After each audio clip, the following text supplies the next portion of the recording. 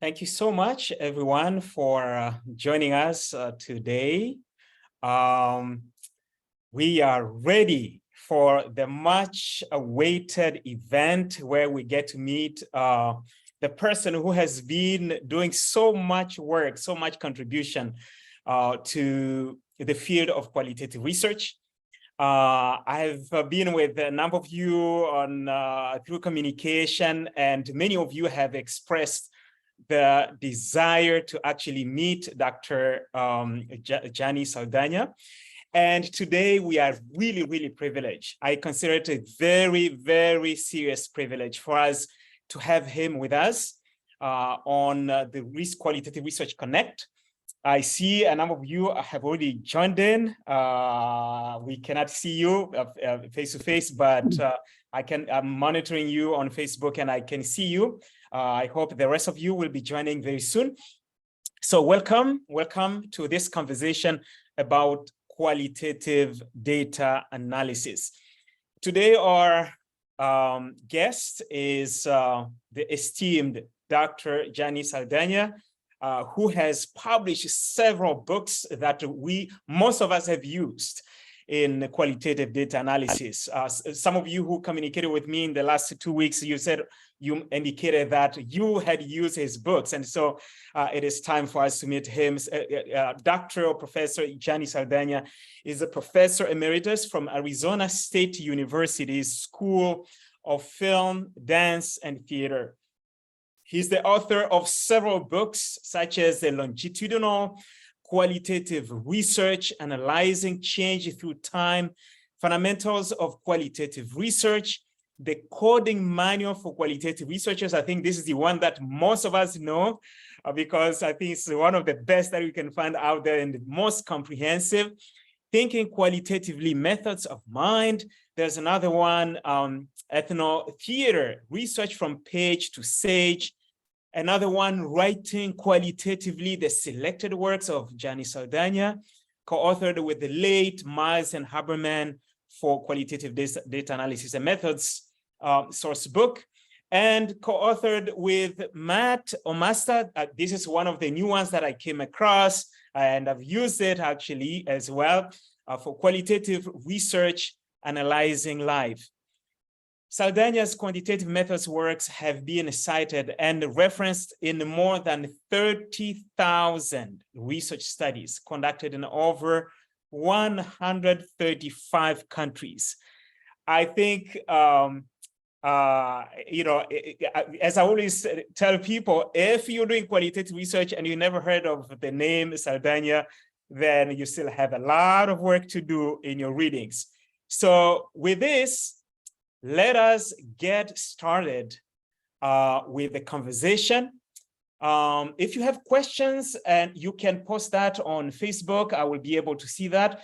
Those who asked the questions ahead, as I had posted there, I have already your questions in this conversation, but the questions that are remaining, we're going to take them as they come if we have time later on. So let's start with the discussion.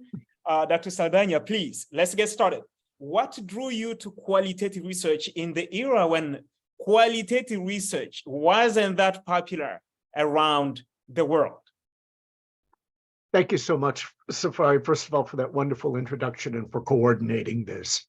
In my field of theater education, I was starting my professional practice at the university in the 1980s. And so at that time, quantitative research was still being used in my particular field and was very strong at the time in education, but it was just the beginnings of when qualitative research was starting to really become prominent.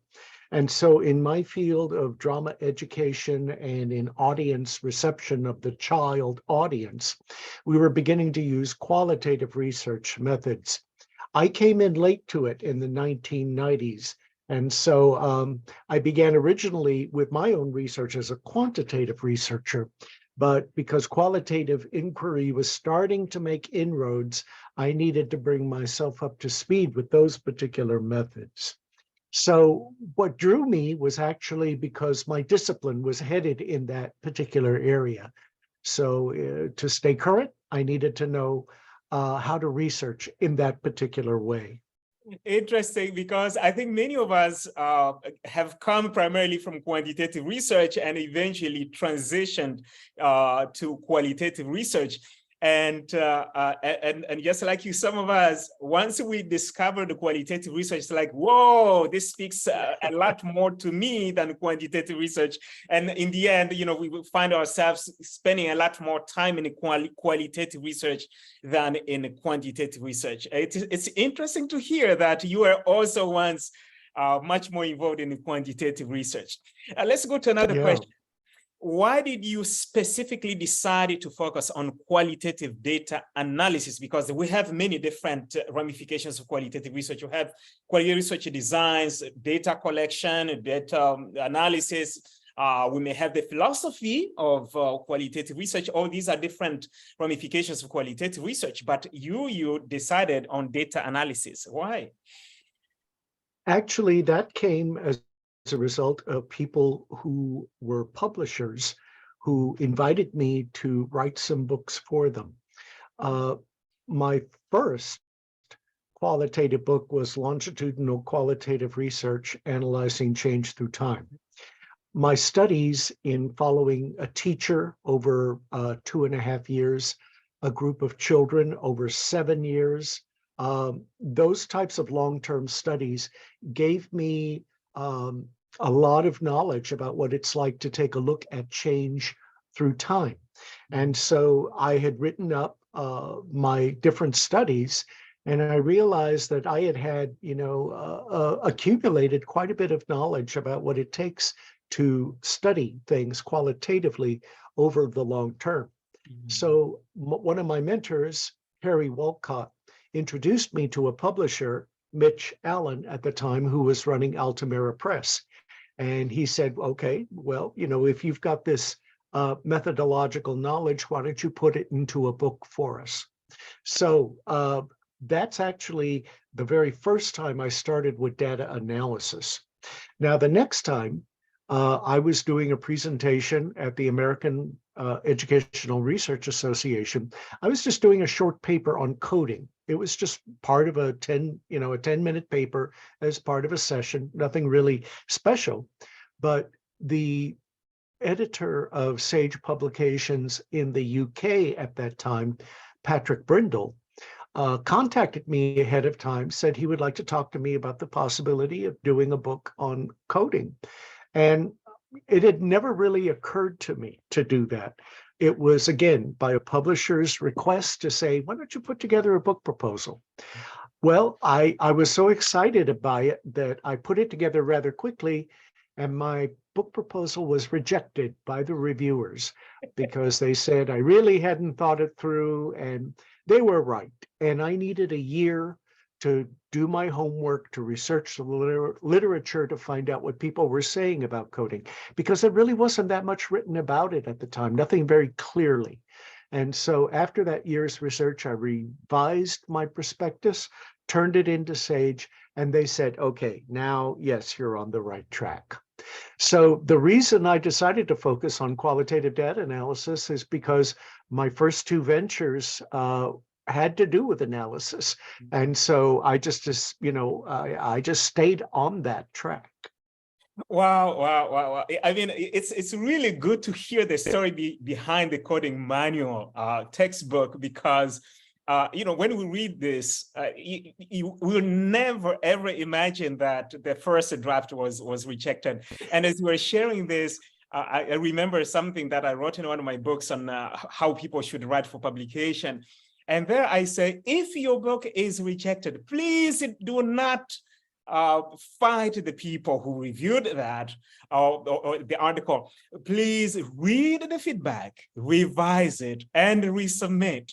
And so, somebody like you wouldn't have ever expected that you were ever rejected. And ladies and gentlemen, please understand that when we publish, even if you are rejected, it's not the end of the world. If Dr. Saldaña was rejected, Dr. Saldaña's proposal was rejected, I think it is okay if we have harsh feedback, and we can always improve from there.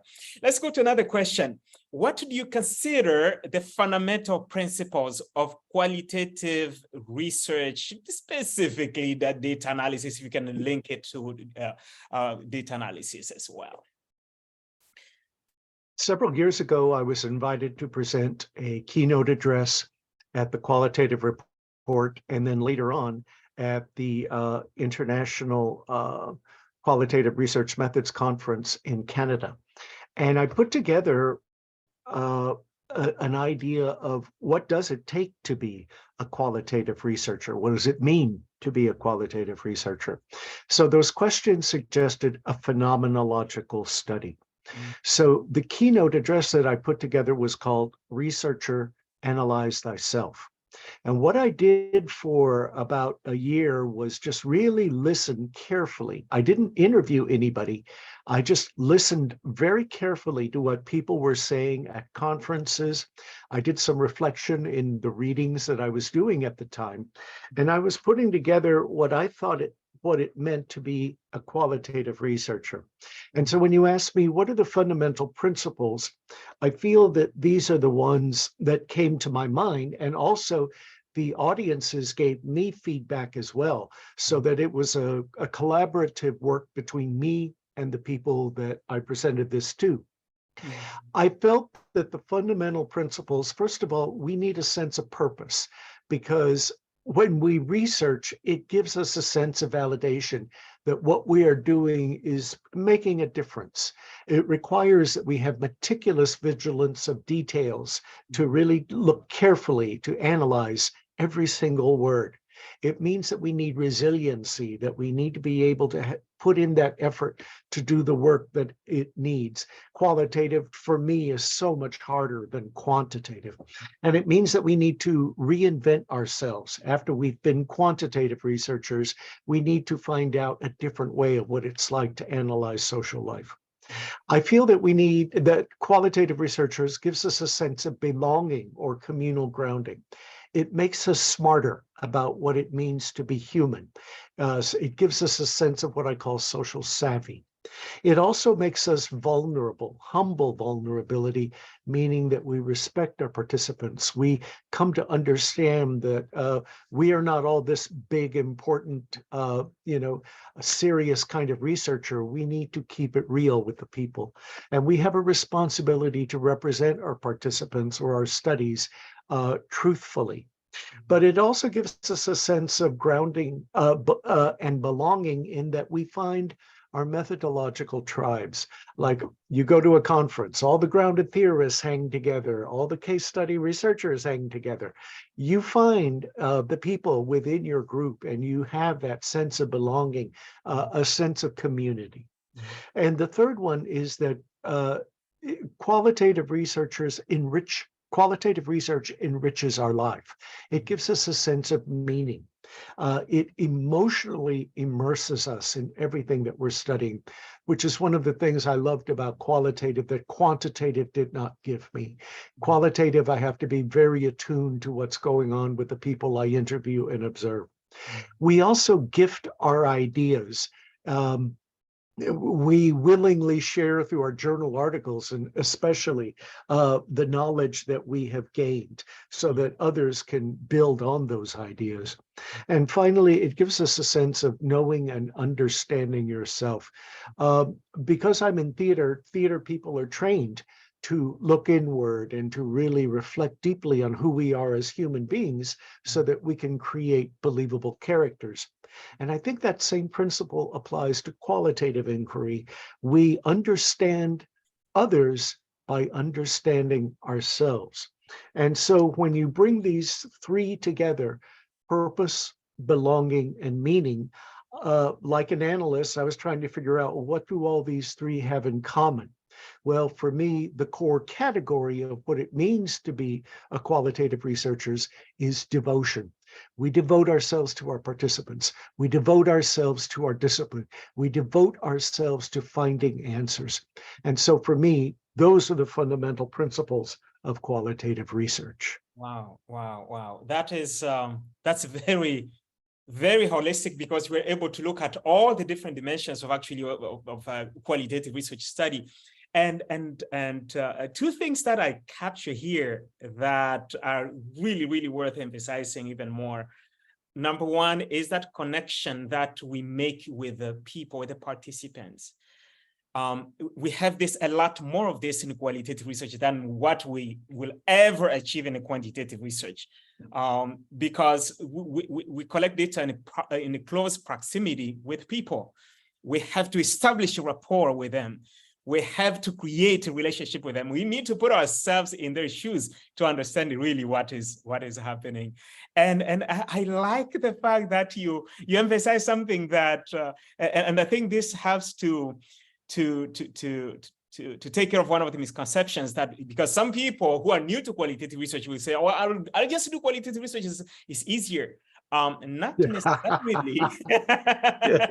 If you do it right, it's a lot more work, much more thinking that goes into that than just clicking on, on a SPS software for quantitative research. So I'm glad that I heard that from you as well, which confirms literature, and it confirms also my belief system. Thank you so much for that. We'll go to the next question. What mistakes have you found common to people new to qualitative data analysis? I feel that you need to learn the rules before you can break them. And so I feel that everybody, needs to know the legacy of what has been given to us with data analytic techniques. Yeah. Coding, of course, was, really surged into prominence by Glaser and Strauss in the 1960s, and we've built on their initial ideas. Here you see approximately 29 different ways to code qualitative data. However, the biggest mistake I think that people make is that they tend to go with descriptive coding as the very first method, where all they do is they just simply list the topics, the things that are talked about. Like I have an example in my book where I show how a particular piece of data on the left-hand side of the screen was where a mother is talking about the hard time that her son had in middle school. And so the codes at the side are basically topical, talking about the student-teacher relationship and the bad role models that he had in middle school. Those will suffice, but they don't really get into what is the real story behind it. And so one of the things that I've learned in my several decades of qualitative inquiry, regardless of research methodology, regardless of topic, if I have interview transcripts, the very first method I'm going to use is in vivo coding, because it keeps me grounded and rooted in my participants. And so rather than just giving a descriptive list of topics, here I find the most intriguing things that the participant says, and I use those as codes. So that tough time, people pleaser, put him down, shunned him. There's almost a kind of a storyline structure to the codes. Another option that people have is process coding, because Kathy Sharmaz says that process coding gets us into the action of people. So here it's the exact same datum, except we now have 3 different codes: pleasing people, internalizing rejection, losing your network. So when you compare the 3 different coding methods together, descriptive codes are just so basic, they don't really tell you much about what's going on with the story. But the in vivo codes and the process codes really get more into what's going on. So for me, that's one of the first mistakes that people make when it comes to coding. Another thing that happens is overcoding or code proliferation. All these strips of paper were from one of my doctoral students, and each strip of paper represents a code. She did not work with software. She was old school and worked with pieces of paper. And I saw this, she showed me a photo, and I went, oh my goodness, you poor thing. One piece of wind and everything is ruined. So I think that this is a second mistake that people make, is that they overcode. One of the things to help with that is to remember that codes are in service to more compact meanings. And so if you see this example, underneath all of these different index cards are the separate codes that compose that particular category. And so the category is, again, another way of condensing the data into tighter meaning. And also analytic memos, your write-up about it, those are very helpful because the codes stimulate an understanding of what's going on. Codes are prompts or triggers for trying to come up with the deeper meanings. So those are some of the things that I see as some of the most common mistakes that beginning data analysts make. Wow. That is, I think, reflecting on what you have just talked about, I have personally seen this. I have made some of these mistakes, and I've seen the same mistakes some of my students making eventually when I'm guiding them. And so this is the reason why I always encourage students to really, unless they have taken qualitative research as a class, which is not common to many universities around the world, actually, it is really, really important for them to read a lot before they even undertake a qualitative research study. And before analyzing the data, go and read the appropriate model that you're following, because there's just a lot happening. It's not just grouping things. It's a lot of thinking that is happening. Before we go to the next question, I want to remind those who are watching, if you have questions, please write them right there on Facebook, and we take the first come if we still have some time. I think we may have some time. So we'll go to the next question. What are we required to use qualitative research software to analyze data in all the studies? These are some of the questions that I usually encounter when I'm speaking in different places on qualitative research. And it's nice to hear from the expert exactly what your thoughts are. I have used different methods, and you don't need sophisticated qualitative data analysis software to do your studies unless they are very, very large data sets or very complex kinds of analyses that you need to conduct. For example, the software Word, if you're doing field notes, for example, or even interview transcripts, you can place all your data on the left 2/3 of the screen, and then just insert a simple text box along the side where you can insert your codes. When you're ready to transform your codes into categories, just simply cut and paste all the codes, put it on a new document, and start cutting and pasting to find the commonalities.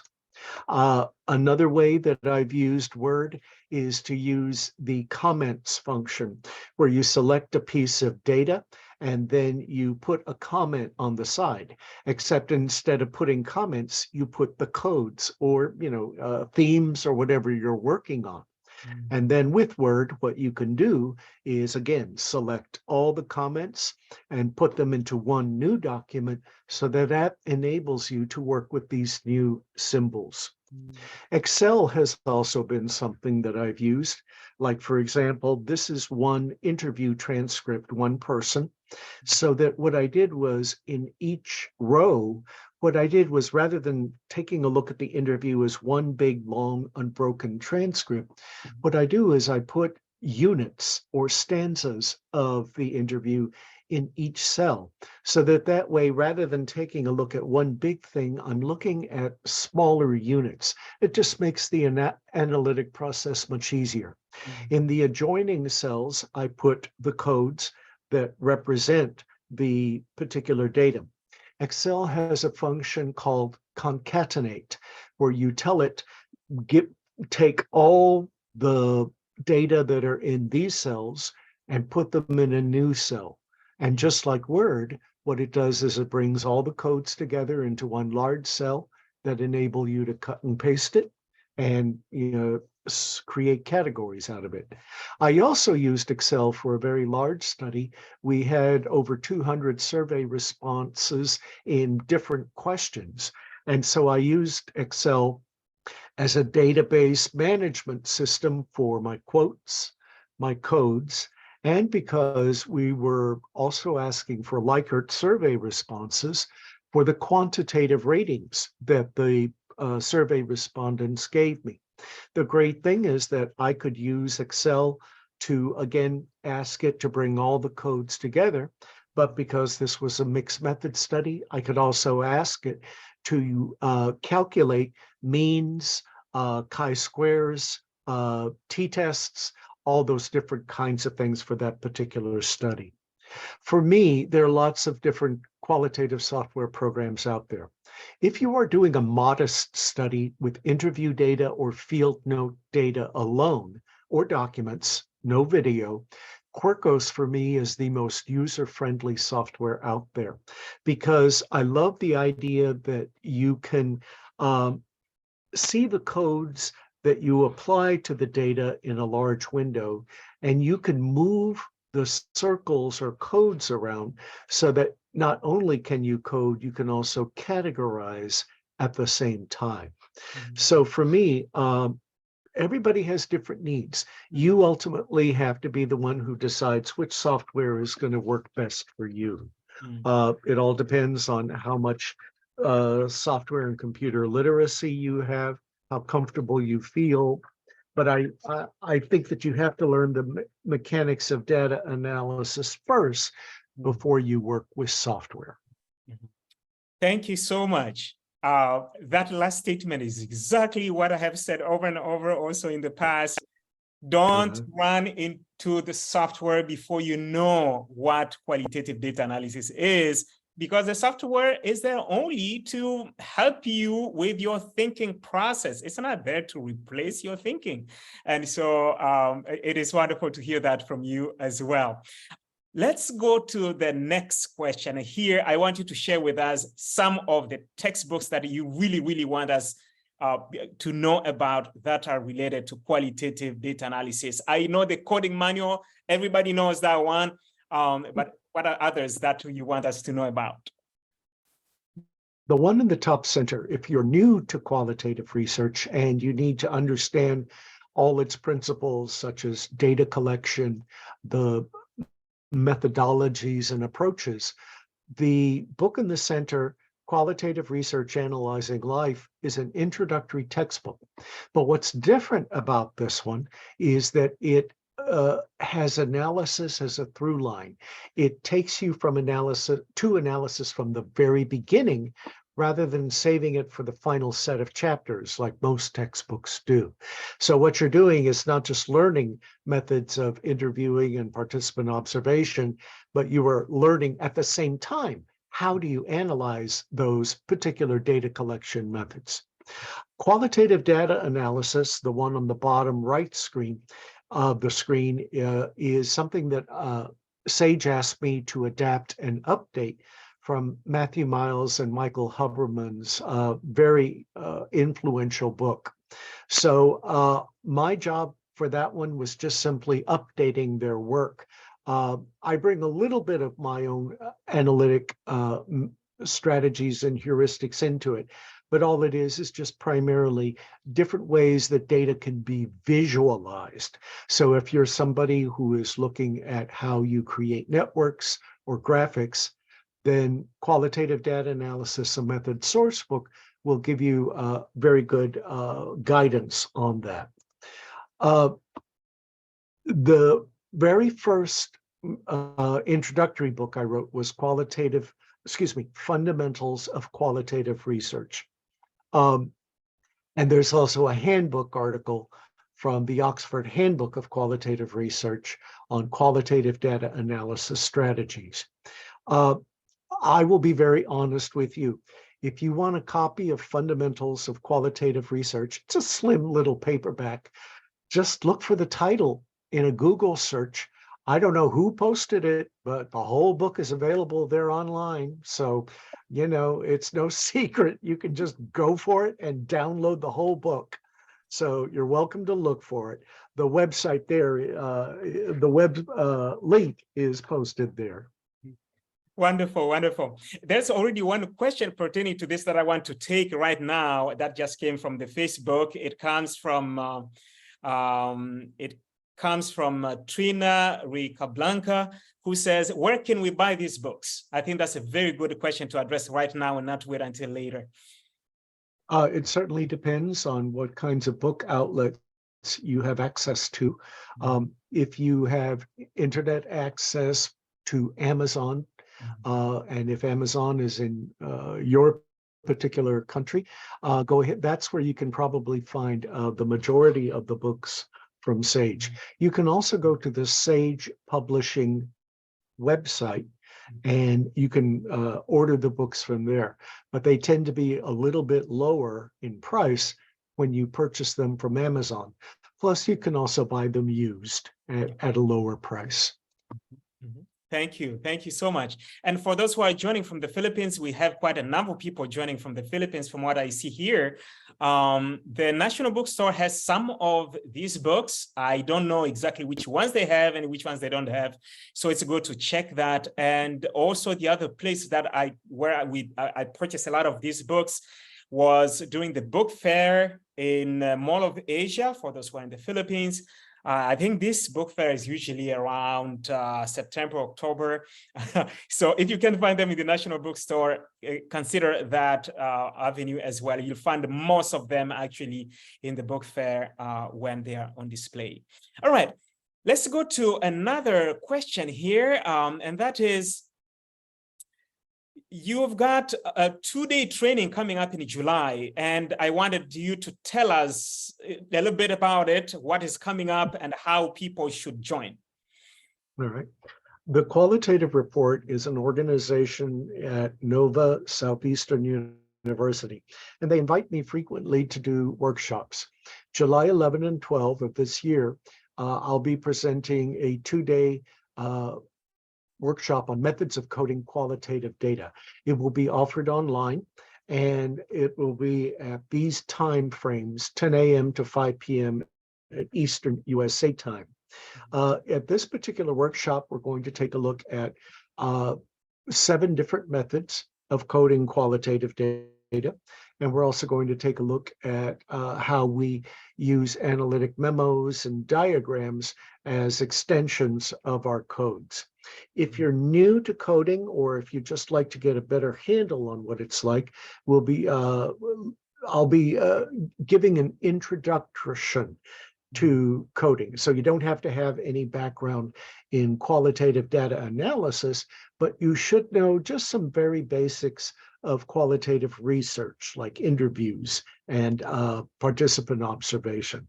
So just look for the TQR website, tqr.nova.edu, and then you can find some information about the workshop itself.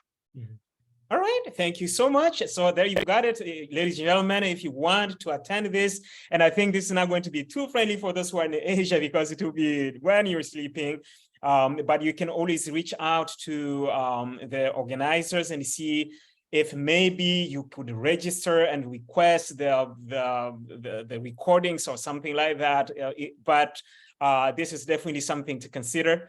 It is something that I'm also considering very seriously, although that time happens to be when I'm teaching an intensive class. And so I will see how I can go around that. But this is something that I would encourage each and everyone who's really passionate about qualitative research to consider. It is, I have discovered personally that people can learn fairly fast the data collection, designing qualitative research study, but when it comes to data analysis, there's a lot of confusion. It's like people have not grasped that.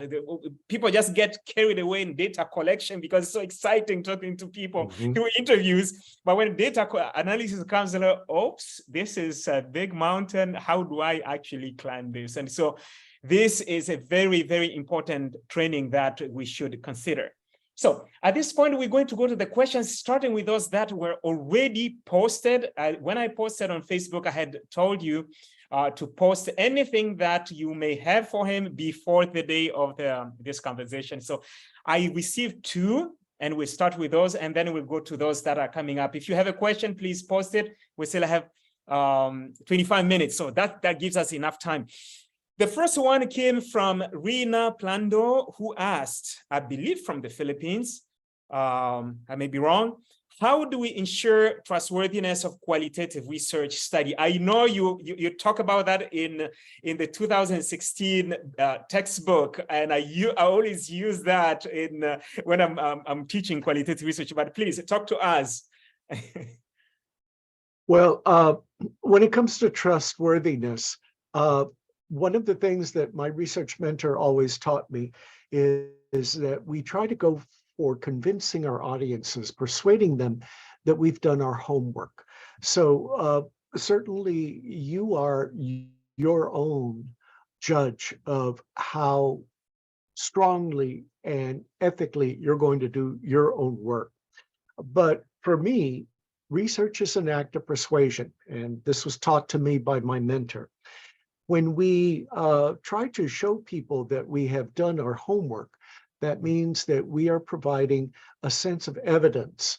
You can see the mountains of paper. We don't need to show a photo of that, but we do need to provide in our writings that we have, for example, done a very thorough literature review. One time I was asked to peer review a journal article on somebody who was writing about multicultural education. But when I took a look at the references, they had left out the premier person who on multicultural education, James A. Banks. And I thought, well, then I'm sorry, but you need to go back and review what this person has written. So one way of establishing trustworthiness and credibility in our work is making sure that you have done a really good literature review about the key writers in your particular topic. I think that you also need to have a good, well-structured research design. When you've thought through carefully about how all the investigative architecture comes together, people will also be, I think, convinced by that. Another thing is when you have collected a sufficient amount of data. If you just say you make these bold claims after talking to just 3 people, I would very much question that. But if you make some attempts to generalize from after interviewing, let's say 12 people or 15, I'll be a little bit more inclined to believe you. So a lot of it also depends on how much data you collect. When you state your parameters and boundaries of your study, not the limitations, when you say, this is the world I studied, then you're establishing a contract with me as your reader. You're letting me know, okay, this is the particular ground. What I dislike is reading a journal article, and this comes from quantitative inquiry primarily, and then the final section is the section of limitations that lets me know as a reader, well, I didn't study this, or you may not be able to apply these particular findings to this. And that's a very big letdown for me. I prefer you tell me at the beginning, just before you present your results, this is who I studied, this is how long I was with, so that way I am responsible for making the transferable inferences from your study. I think you also need to outline how you did your data analysis. If you just simply tell me, well, I analyzed my data with Atlas TI software, that doesn't tell me very much. But if you let me know very carefully, for example, the number of categories you developed, how many matrices you created, if you just give me just a little bit of information to let me know how you analyze your data, I'm going to be more inclined to believe you. When you present your work, give me an evidentiary warrant, or in other words, show me data that supports your claims or your theory through interview excerpts, through charts, through matrices. Also have some just good technical writing, but yet make it very evocative. Since we're dealing with qualitative inquiry and social conditions, don't deny emotions, don't deny creating a good story. Yes, you need to be giving me the good technical details, but also interest me. Give me an overall tone that is plausible, authentic, and believable. That way you will develop in me a sense of trust in your particular study.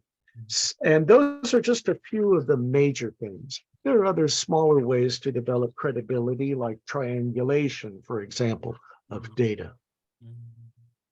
Thank you. Thank you so much. You have definitely addressed quite thoroughly that question. I've captured even certain things that I think I didn't see in the 2016 version. Maybe they're captured in 2019 one. Here is another question that came, I think it came 2 days ago. What is basic descriptive coding, and can we use this in a narrative inquiry? This comes from Jen Molo from the Philippines. Earlier, I showed you the differences between descriptive coding, in vivo coding, and process coding. I would say for narrative inquiry, descriptive coding is not going to really help you make some analytic leaps.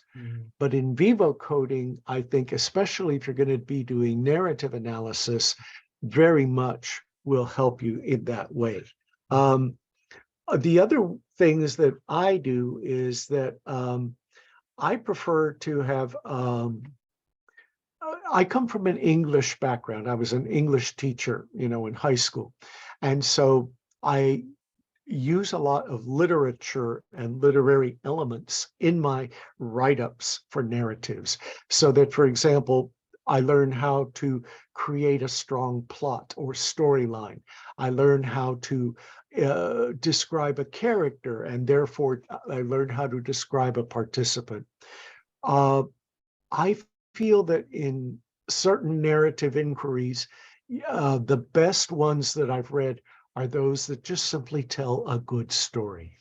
So coding for narrative inquiry, choose a coding methods that's going to help you get a good story, not a good analysis. Thank you. Thank you so much. Because after all, narrative inquiry is about a story, creating a storyline. We're going to another question. There's a number of questions that are coming up. We'll try to address as many as possible within the time we have. We have 17 minutes to go. This one comes from Nguyen Phuoc Ong Chao, who, and I have put this in the chat area for you, Dr. Saldaña. Yeah, I saw. I have two questions. One, can we use coding in hermeneutic phenomenological studies? Number two, how do we use the theory used in our study to code the data with in vivo, I believe, coding? From my readings of phenomenology, phenomenological studies, that particular methodology prefers themes, extended phrases or statements, rather than shorter truncated codes. And so with phenomenology, I would take a look at the thematic analysis literature, particularly the work of Jonathan Smith, and also the groundbreaking work of Brown and Clark. I'm trying to keep their names straight. I think it's Virginia Brown and Victoria Clark. Those are the three writers I feel who do the best work in thematic analysis. As far as using theory to code the data with in vivo coding, for me, the theory behind in vivo coding is that it remains grounded in the participant's life world. And so by staying with codes that originate from the participant, I am honoring their voice, and also I am staying I'm taking on their perspective rather than applying my researcher's worldview on the data. So for me, the theory, if I'm reading your question correctly, that would be the purpose of in vivo coding. Thank you. Thank you so much. There's another question that comes from Dr. Patricia Lopez Estrada, joining us from Costa Rica, who is grateful to this conversation. And she asks, Dr. Saldaña, I have found over time how challenging it is to capture the essence of coding, even more when I have to teach it to novice researchers. What would your pragmatical advice be on teaching it in a way that is both smooth and apprehensible? The way that I've taught coding that I found has been most successful for me is beginning with just the idea of why we code in the first place. I use a series of visuals, and I'm going to try Safari to get to that just so that I can give a few examples. I'm not sure if I'll be able to. But what I do is I let my students know that when I'm coding, what I'm doing is I'm going through certain types of analytic strategies in order to make that happen. Let me see if I can just get to something real quick. Safari, can you please just simply make some comments about how you would respond to that while I look for a screen? Okay.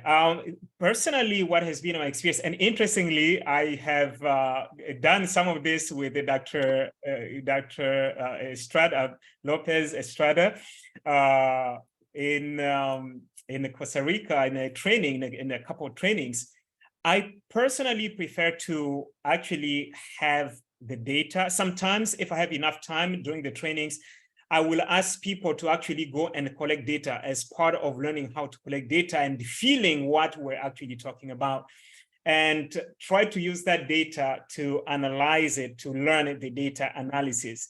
And this usually seems to be, instead of talking about it in abstract, it helps people to either to connect it to what they have already collected, actual data that I collected, or seeing it with the real data that I have prepared for training. Thank you. What I do is I rely on as much visual analogies as possible, just to teach what, if you will, the basic idea behind coding is all about. Like, for example, I will say how each state of my country, the United States, is represented by its own flag, so that we can consider that each flag is like a code that symbolizes the state. And when you put these 50 different state flags together as codes, what it creates is the category of the United States of America, so that the category is represented, represents the codes, with the 50 stars, for example, representing the 50 states. Now, I'm going to fast forward through a couple of other things because I want you to see those visual analogies.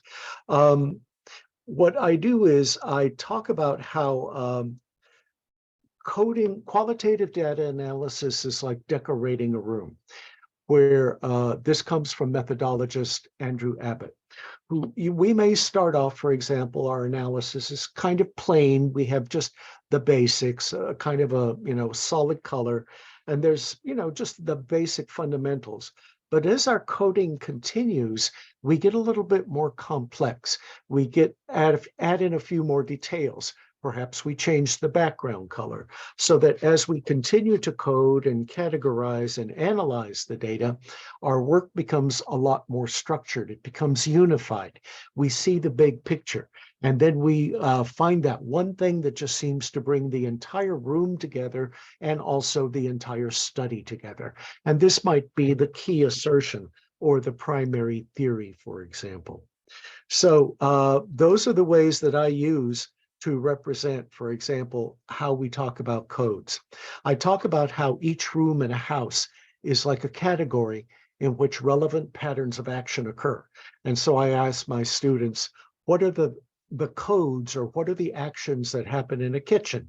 And they'll tell me things like cooking, washing dishes, storing food, after school snacking. All right, so that way they understand how a code and a category interrelate. And then when it comes time to, identifying, okay, tell me the codes that happen in this particular room, then we talk about how everything is unified. I again use illustrations to say, talk about the theme of the kitchen on the left side of the screen. And they think about how they would use language to describe the visual appearance of this kitchen.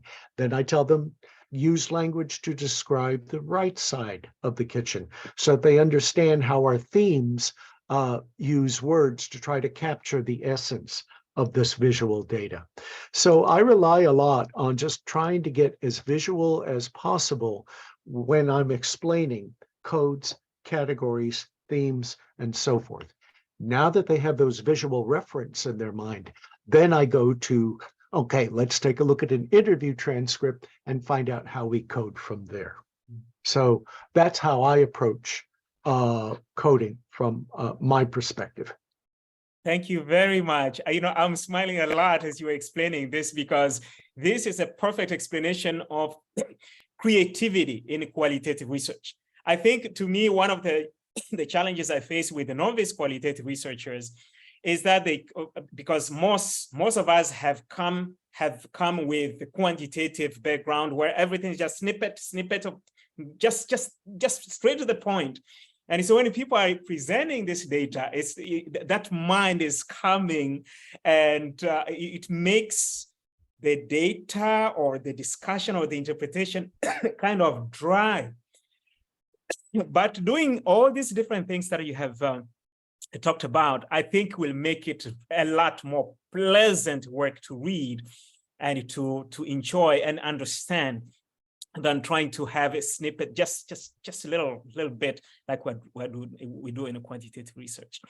Here's another question that came from Ranjit Kingston, and he's joining us from India. I know he's very passionate about qualitative data analysis. I know he has even given some trainings on qualitative data analysis, and I believe he has used your books in preparing for those trainings.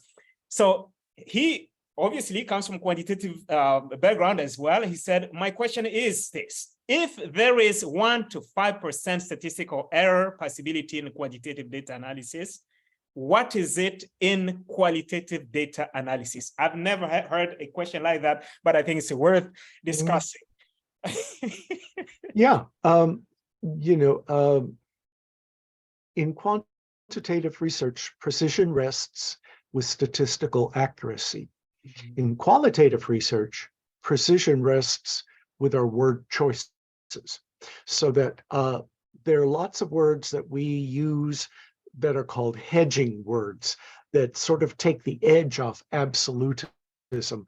When we use often, probably, most likely, generally, those are the kinds of words that sort of give us that edge, as if to say, I'm not 100% sure, but these are the parameters. These are my word choices that will explain my P factor, P less than, probability. So Joseph Maxwell, who's a methodologist, says, it's not the fact that we have biases, but what we do is we state what might be our biases from the very beginning. So that if we, in our reflexive journals, in our analytic memos, and even in our final write-ups say, this is my worldview, this is why this study is important to me, this is how I may have been a little bit skewed in my analysis of the data. If you are confessional from the very beginning, then that too is a way of telling us, okay, you're being truthful and honest with us. For me, that is how you establish a sense of credibility and trustworthiness. When it comes time to kind of a, if you will, statistical error probability, I feel that comes when we use our words.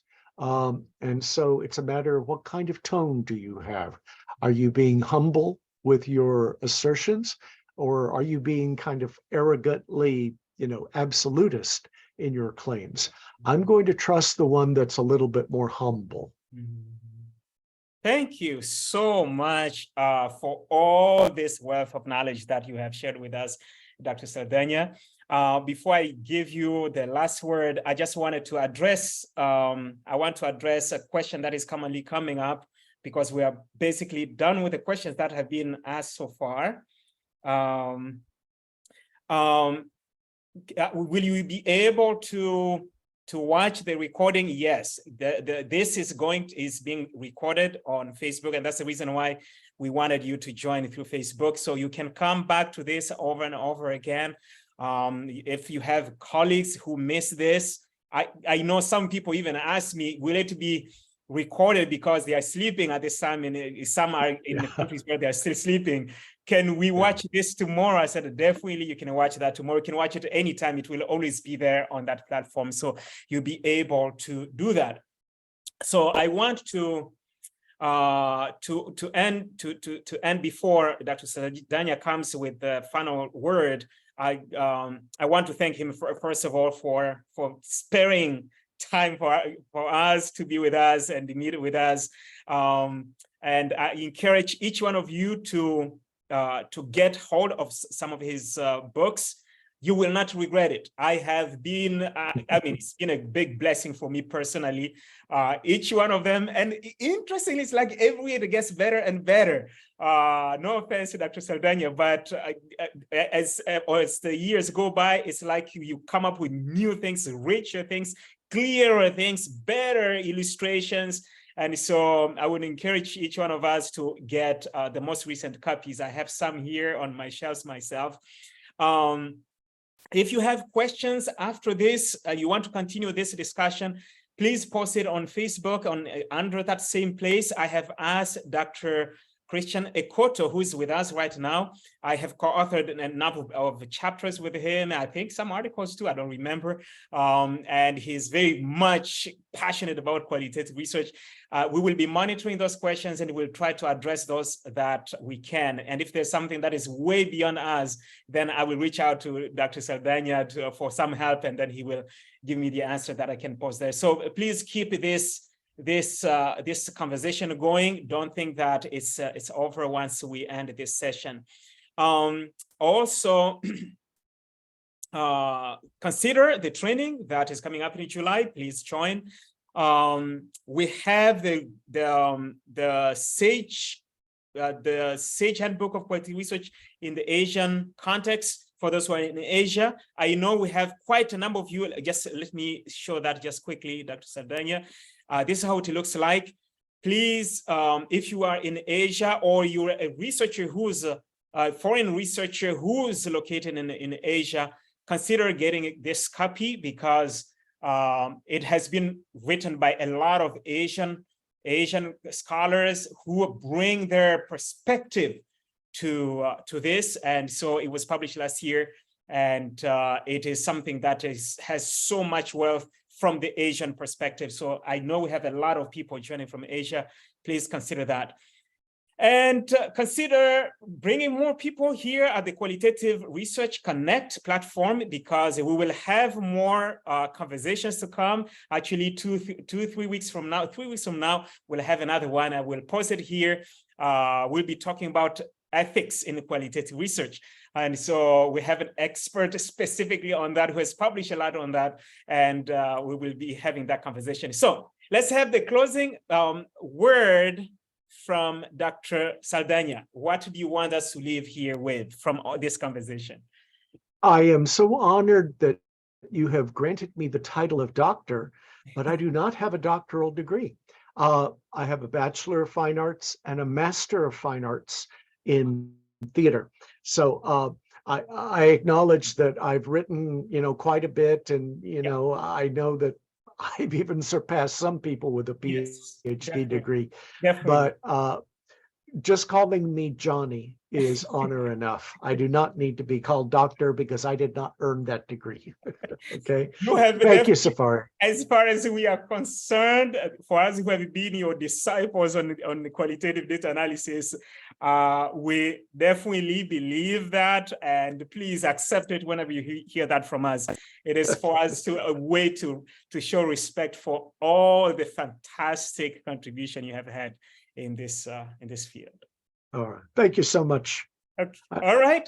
So thank you, and we wish you well as you continue sharing your knowledge through publications and speaking. I hope to run into you again, just like I did last month. I just ran into you. I mean, it was just a surprise that you were in Chicago at the same time. And so I hope to run into you sometime again in the future. And everybody else, thank you so much for coming.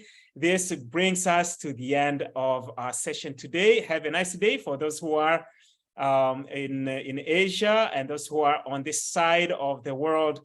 Good night or good evening. We'll see you in the next session. Okay.